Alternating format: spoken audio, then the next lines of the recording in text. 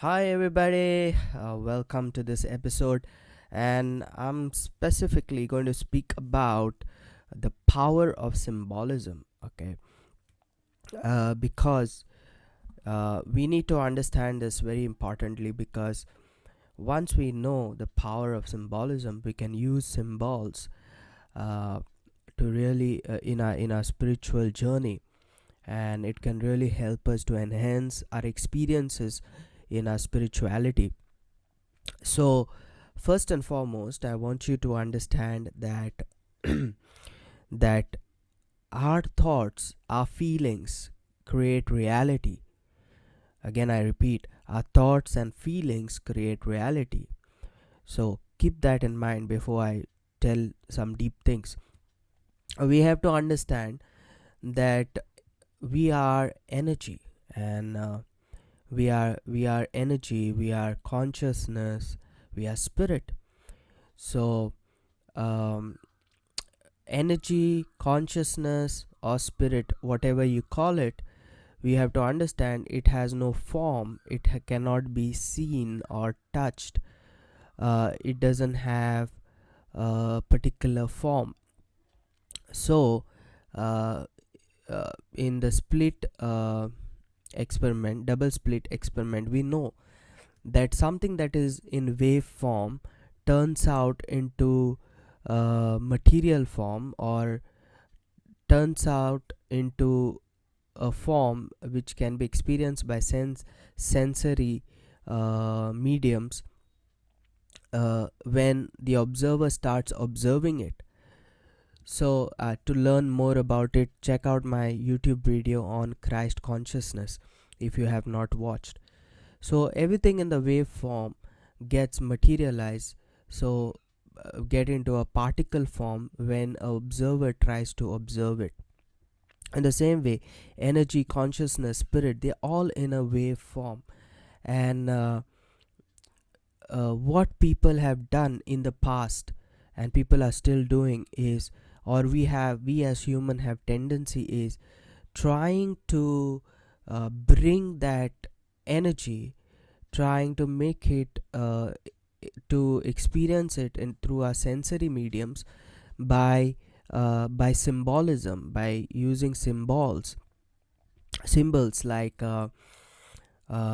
drawing it, turning into to pictures or statues and all this stuff. So the moment we make a symbol of something, or we make a picture or a statue of something, what happens is consciousness, or the energy that is there in a wave form, start getting contained in that symbolic form. So when we observe that symbol, what happens is it activates that energy, it which is contained by that symbol. So something that is in the waveform can be captured in a physical realm, in a material realm, by putting it in symbols. So uh, remember that these energies, so called energy or spirit or consciousness, it is within us, it is inside of us.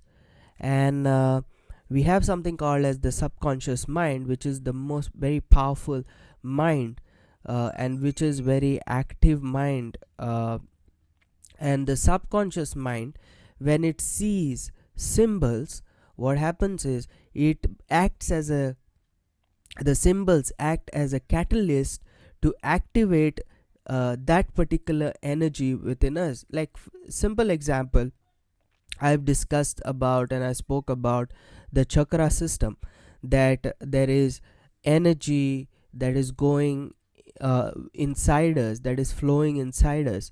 Now, we cannot see that energy, we cannot touch that energy, but the ancient philosophers, what Indian philosophers, what they did was they made these chakras, they painted these chakras and they put it into human body, and they try to show a picture how these chakras really how the energy, or that spirit really flows into our body. So when we put it into, and they gave colors to each energy system. So when we put it on the into this picture form, what happens when you see it, as your subconscious uses these symbols as a catalyst to activate that particular energy field of yours. So uh, because remember that human brain is a photographic brain.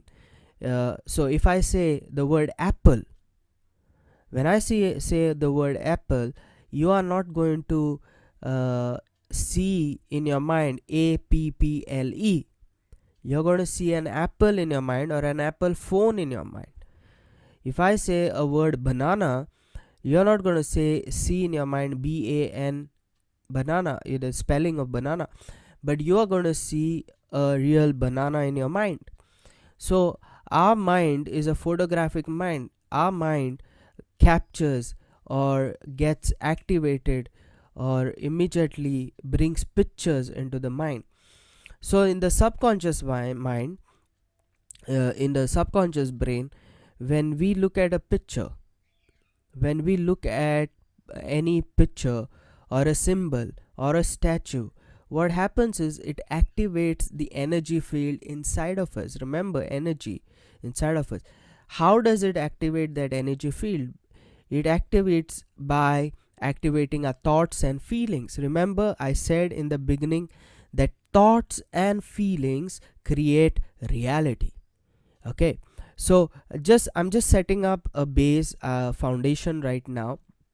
Now I want to tell you how important it is to know what I'm to understand what I'm saying here, because simple thing is, if you check the videos of our channel, we have a lot of engaging with the Hebrew living letters.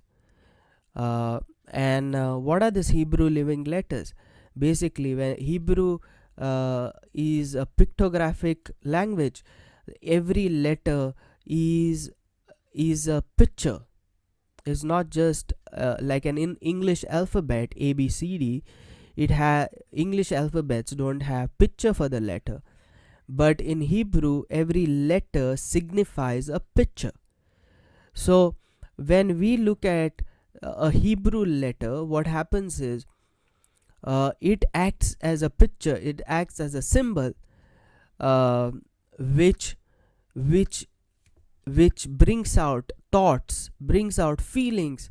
These thoughts and feelings uh, activate particular energy field that brings reality into our life. I hope you're understanding this.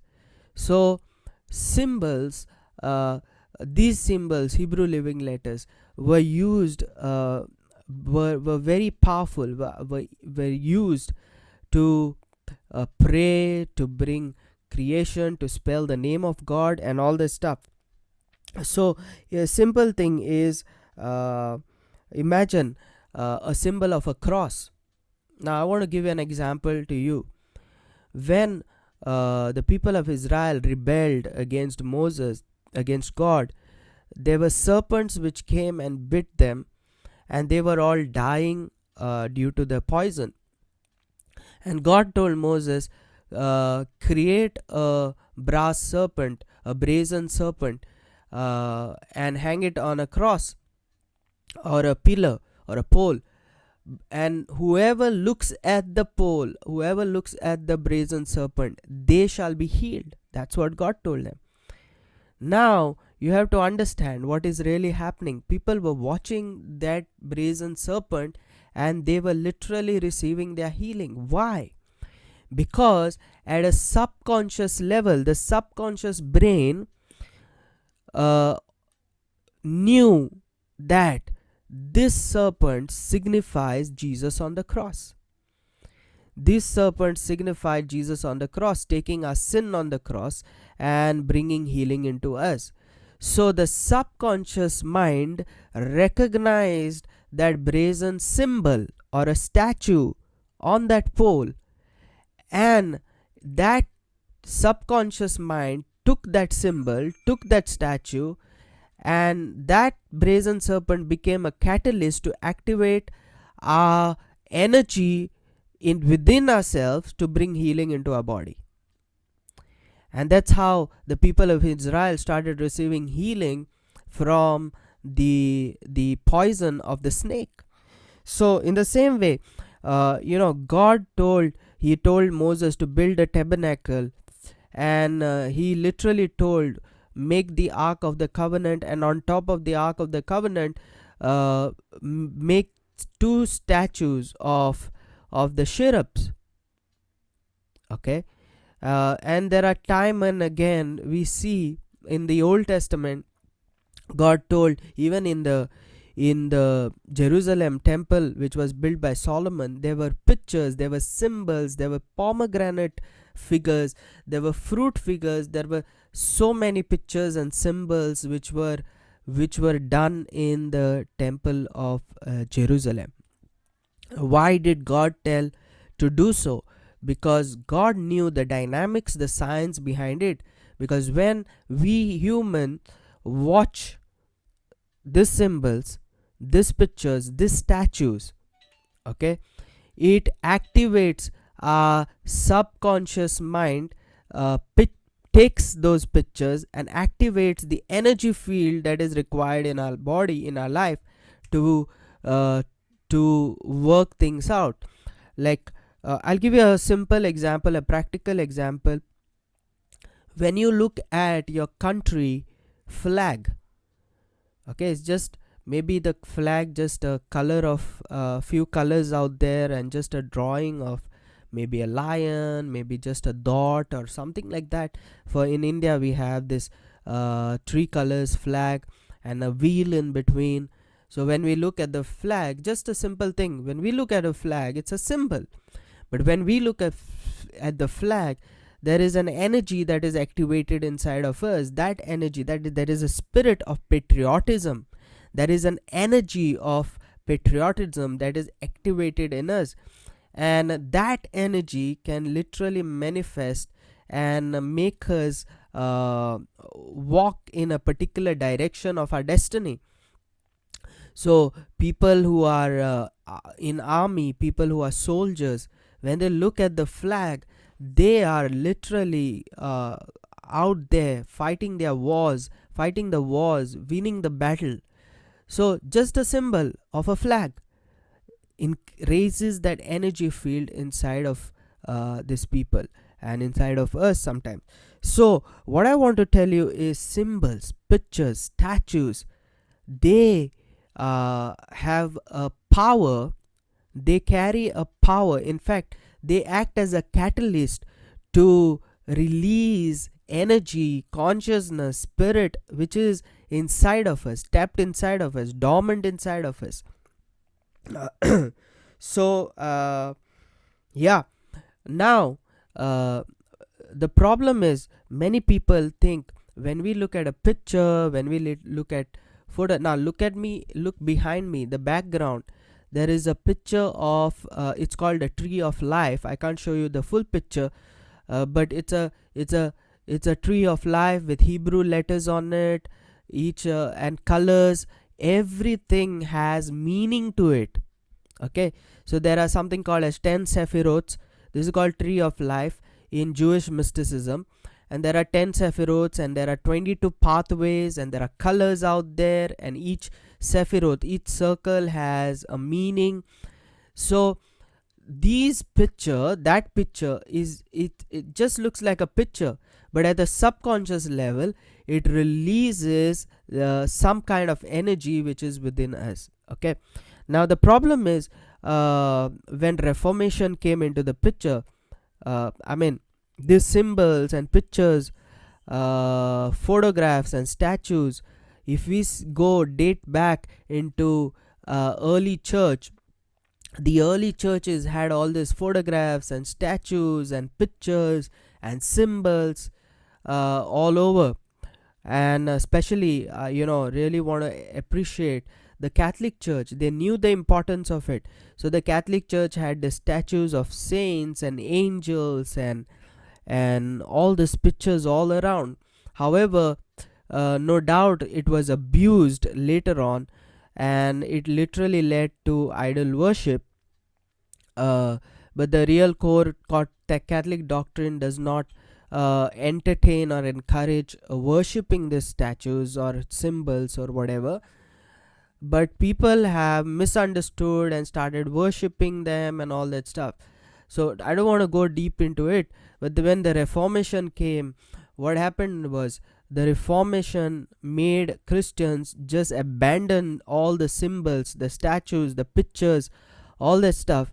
And by abandoning that, uh, I think Christians missed out something very important in spiritual walk with God. So sometimes you will ask me, is this statues, keeping statues at home, or keeping pictures of angels, or having symbols like this, is it idol worship? I want to really uh, address this question and address this issue. What is really idol worship? I mean, God told in the Old Testament to make statues. God told in the Old Testament to make symbols. God told in the Old Testament make the brazen serpent. But today, if we do the same, we say it's idol worship. So, what really differentiates uh, between a symbol, statues, pictures, and idol worship? And idol worship is exclusive, guys. What do I mean? See, honestly speaking, I have a question. Is God everywhere?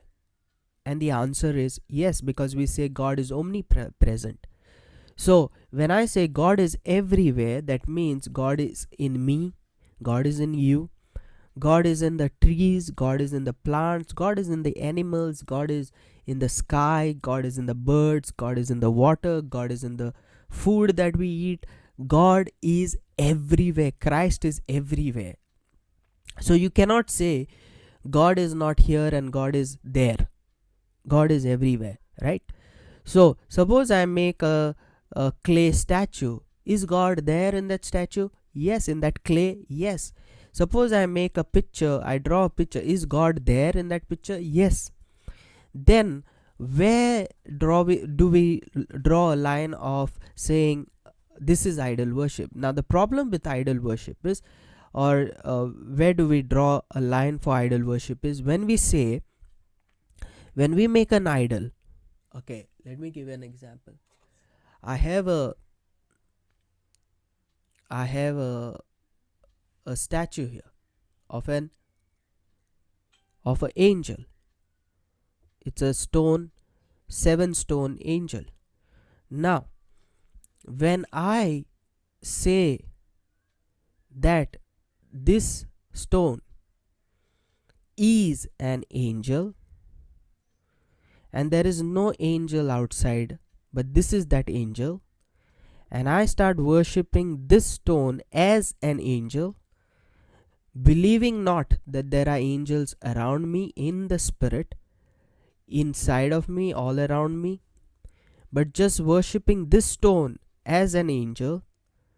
Now, that exclusiveness of separating this stone as something very special, that is idol worship. You see? And that is what actually God was prohibiting in the Old Testament. Today, Christians, if you just have a statue, they make a big noise. If you just have a photograph or a picture of or a symbol, Christians make a big noise saying it's an idol worship. No, no, no. Idol worship is when you take a particular symbol or a particular statue and you say this is exclusively God, and this statue is God, and there is no God outside this statue. You carve it and you say this is the one. He is God. This is the angel which can bless you. When we exclusively do that, that's idol worship. You see? So, but if I say God is in this stone, God is in this speaker, God is in this mic, God is in me, God is everywhere. Now, that's not idol worship, right? Because that is truth. The truth is God is everywhere. So, so we have to understand and start really understanding the heart of God. And when God says idol worship, what is really idol worship? So this, having symbols in your house, having pictures in your house, having statues in your in your house, from my, I believe personally, it is not idol worship. But then you take that statue and you say exclusively that this statue is that God. That's idol worship. uh, you separate, you have a separate mindset saying this is God and there is no God outside the statue. That is idol worship. Okay, so why do I do this video? Because I want to tell you, our mind, our brain is a very pictographic brain. It sees pictures, and so and when it sees pictures, it activates energy field, activates our spirit.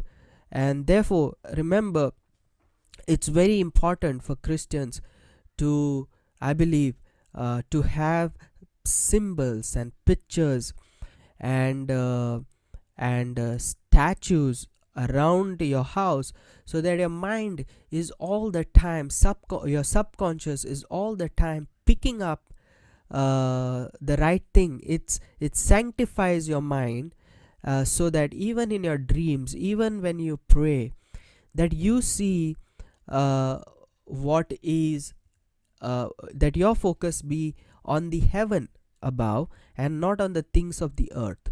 So symbols carry real power to release that dormant energy, to release that spirit that is inside of you, that is within you, that is there around you. So guys, this is a short video. I'm gonna make this short videos because these videos are going to prepare you for a mystical journey that is going to come ahead in future. So be blessed, guys. If don't feel condemned, don't feel guilty if you have a statue, if you have pictures and symbols, religious symbols out there. Just look at it and just enjoy that energy, enjoy that feeling, enjoy the, see what thoughts come into your mind. Don't condemn yourself, because those thoughts, those feelings will define your reality, will define your reality. So go ahead and enjoy this kind of spirituality. Go ahead, put up some good pictures in your house. If you have if you see yourself seeing negative energy in your house, if you see gloominess in your house, if you see you know, kind of you feel low in your house, put some bright pictures, put some statues of Jesus, put angels all around, which can uplift your spirit, uplift your energy, so that you can have more deeper mystical experiences. God bless you. See you for the next video. I hope you enjoyed this video and I hope you are blessed. God bless you. Bye.